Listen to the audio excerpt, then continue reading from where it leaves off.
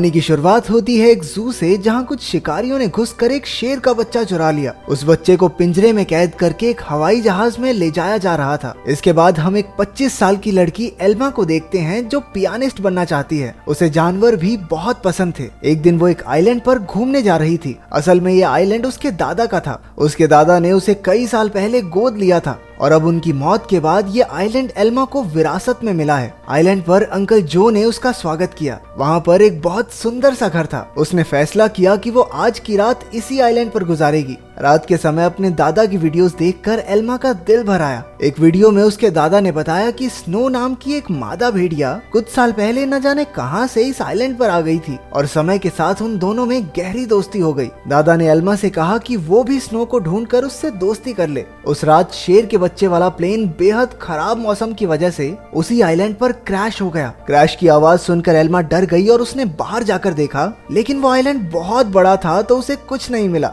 अगली सुबह चार्ल्स और एली नाम के दो नौजवान वहां आए। उन्होंने स्नो को कैद करने के लिए जाल बिछा दिया। असल में वो भेड़ियों के पार्क के मालिक थे और उसके लिए स्नो को पकड़कर ले जाना चाहते थे। कुछ देर बाद स्नो जाल में फंस गई, लेकिन अपनी सूझबूझ से चार्ल्स और एली के आने से पहले ही वो जाल काटकर भाग निकली। फिर वो तैरकर आइलैंड की दूसरी ओर जा पहुंची, जहां उसकी मुलाकात एल्मा से हुई। पहले तो एल्मा घबरा रही थी, लेकिन फिर उसने अपने दादा की बात याद की और स्नो को पुचकारने लगी। कुछ देर बाद एल्मा प्लेन क्रैश की जगह पर पहुंची। खुशकिस्मती से शेर के बच्चे को कोई चोट नहीं पहुंची थी। वो एक पक्षी के घोंसले में गिर गया था, लेकिन पक्षी ने उसे नीचे धक्का दे दिया और इसके बाद वो सीधा जाकर एल्मा की गोद में गिरा। एल्मा भी उसे अपने साथ घर ले आई। उसी वक्त स्नो भी अपने छोटे बच्चे के साथ घर में आ गई। घर में 3 प्यारे जानवर देखकर एल्मा बहुत खुश थी। उसने तुरंत अंकल जो को बुलाया, लेकिन उन्होंने एल्मा से कहा कि इन खतरनाक जानवरों को घर में रखना ठीक नहीं है, तुम्हें इन्हें जू वालों को दे देना चाहिए।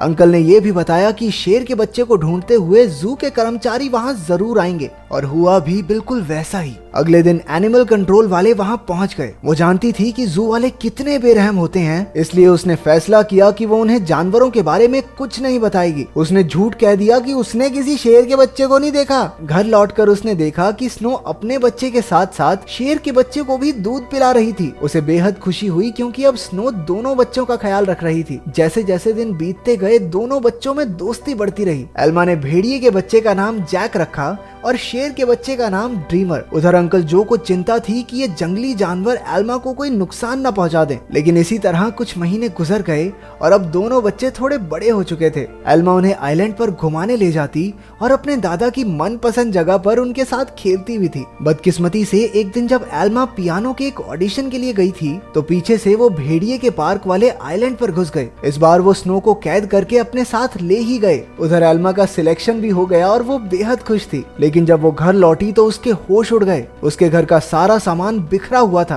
क्योंकि दोनों बच्चे भूख की वजह से परेशान हो गए थे। एल्मा ने स्नो को ढूंढने के लिए पूरा आइलैंड छान मारा, लेकिन स्नो तो वहाँ थी ही नहीं। अब उसे ही बच्चों का पेट भरना था, इसलिए उसे ना चाहते हुए भी अपनी पियानिस्ट की नौकरी छोड़नी पड़ी। एक दिन अंकल जो फिर से वहाँ आए और खूंखार जानवरों को अब तक वहाँ देखकर गुस्से से भर गए। उसने एल्मा से उसी वक्त जानवरों को जू में भेजने को कहा, लेकिन एल्मा ने उन्हें समझाया कि उसके दादा की यही इच्छा थी कि वो जानवरों के साथ रहे और फिर जू में न जाने इन मासूमों पर कितने अत्याचार होंगे। आखिरकार अंकल जो भी मान गए और एल्मा को गले से लगा लिया। अब उनका सारा समय जानवरों को खाना खिलाने और उनका पूरा ध्यान रखने में जाता था। एल्मा को जैक और ड्रीमर से बहुत प्यार था और बदले में जानवर भी उस पर जान छिड़कते थे। देखते ही देखते 1 साल गुजर गया और अब दोनों जानवर बड़े हो गए थे। अंकल जो शहर से उनके लिए मांस लाया करते थे, लेकिन उनके पास जाने में उन्हें डर लगता था। उन्होंने फिर से एल्मा को समझाया कि इनके साथ रहना खतरे से खाली नहीं है, लेकिन एल्मा किसी कीमत पर उन्हें छोड़ने को तैयार ही नहीं थी। एक दिन एक माँ बेटी कश्ती में आइलैंड के नजदीक आए। उन्हें देखकर जैक उनके पास जाने लगा। जैसे ही एल्मा ने ये सब देखा, वो जैक को रोकने के लिए भागी, लेकिन वो एक पत्थर से टकराकर नीचे गिर गई और उसके सर में चोट लगने की वजह से वो उसी वक्त बेहोश भी हो गई। वो माँ बेटी ये सब नहीं देख पाई और वापस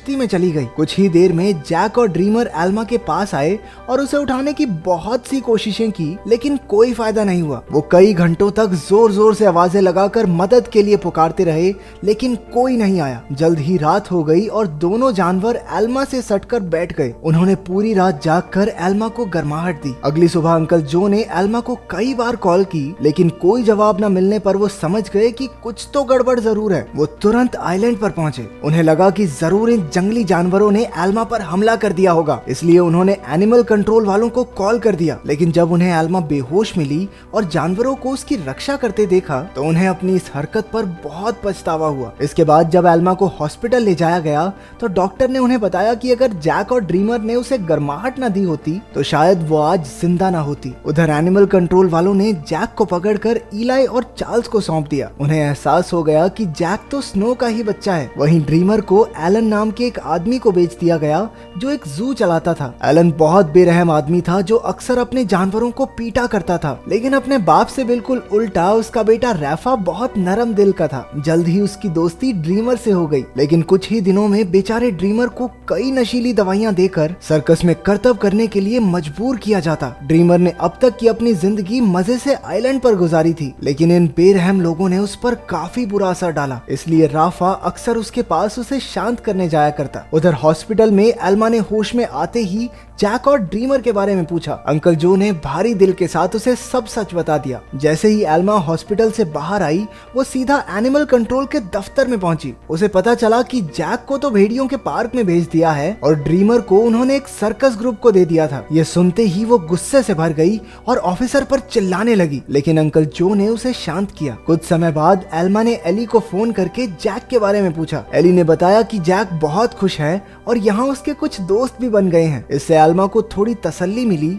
लेकिन अब भी वो ड्रीमर के लिए बहुत परेशान थी। अगले कुछ हफ्तों तक वो शहर की हर एक सर्कस में गई और सबसे ड्रीमर के बारे में पूछताछ की, लेकिन कुछ हाथ नहीं लगा। उधर ड्रीमर की वजह से एलन की मोटी कमाई होने लगी थी। ड्रीमर जल्द ही स्टार लॉयन के नाम से मशहूर हो गया। एक दिन ड्रीमर का सर्कस ग्रुप भेड़ियों के पार्क के पास से गुजर रहा था और जैक ने तुरंत अपने बचपन के दोस्त को पहचान लिया। जैक अपनी सूझबूझ से पिंजरे से बाहर निकल गया। एली ने जब ये देखा तो वो समझ गया कि जैक बेहद समझदार है और वो जरूर कुछ ना कुछ ढूंढ रहा है। जल्द ही जैक उस तक पहुंच गया जिसे वो ढूंढ रहा था। उसने बड़ी चालाकी से ड्रीमर को भी पिंजरे से छुड़ा लिया। इतने महीनों के बाद एक दूसरे से मिलने पर दोनों जमकर खेले। जब एलन को ड्रीमर के भागने का पता चला तो उसने गुस्से में बेहोश करने वाली बंदूक निकाल ली। उसके बेटे रैफा ने उसे रोकने की बहुत कोशिश की, लेकिन लालची एलन ने उसकी एक ना सुनी। हार कर रैफा भी ड्रीमर को ढूंढने एलन के साथ चल पड़ा। एलन ने एली को भी ड्रीमर के बारे में बताया। अब वो समझ गए थे कि जैक और ड्रीमर दोनों साथ ही हैं। इसी वजह से पूरे शहर में हाई अलर्ट जारी कर दिया गया। उस शाम एली ने एल्मा को सब कुछ बताया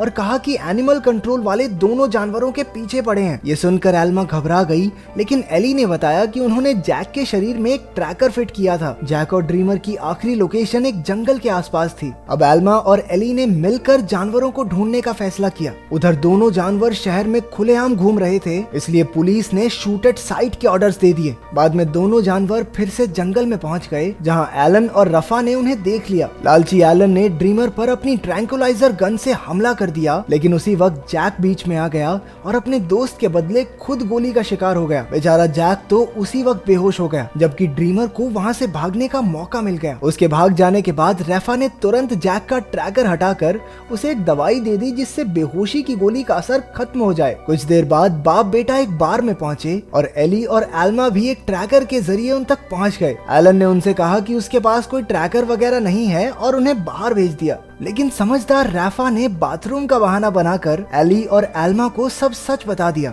वो उन्हें जंगल में ले गया, जहां आखिरकार उन्हें ड्रीमर मिल गया। इसके बाद ड्रीमर उन्हें एक झोपड़ी में ले गया, जहां जैक आराम कर रहा था। खुशकिस्मती से उसे सही टाइम पर होश आ गया था, लेकिन तभी उन्हें पुलिस के आने का शक हुआ तो एल्मा ने दोनों जानवरों को खुफिया रास्ते से भगा दिया। अब आइलैंड तक पहुंचने के लिए उन्हें सिर्फ एक नदी पार करनी थी। पुलिस से बचने का एक यही रास्ता था, लेकिन वहाँ कोई कश्ती नहीं थी, इसलिए सबको तैर कर ही जाना होगा। जैक तो उसी वक्त फुर्ती से नदी में तैरने लगा, लेकिन ड्रीमर पानी से डरता था। एल्मा ने उसे हिम्मत देने की बहुत कोशिश की, लेकिन ड्रीमर वापस जंगल की ओर मुड़ गया। जैसे ही जैक और एल्मा तैर रहे थे, उन्हें बंदूक चलने की आवाज सुनाई दी। इसका मतलब ये था कि ड्रीमर अब इस दुनिया में नहीं रहा। आइलैंड पर पहुंचकर एल्मा फूट फूट कर रोने लगी, लेकिन ड्रीमर अचानक उसके सामने आ गया। असल में वो जंगल में पुलिस वालों को भटकाने के लिए गया था। उसे जिंदा देखकर सभी खुशी से झूम उठे। आखिर एल्मा ने जैक और ड्रीमर के लौटने की खुशी में पार्टी में पियानो बजाया। अब उनका परिवार पूरा हो गया था।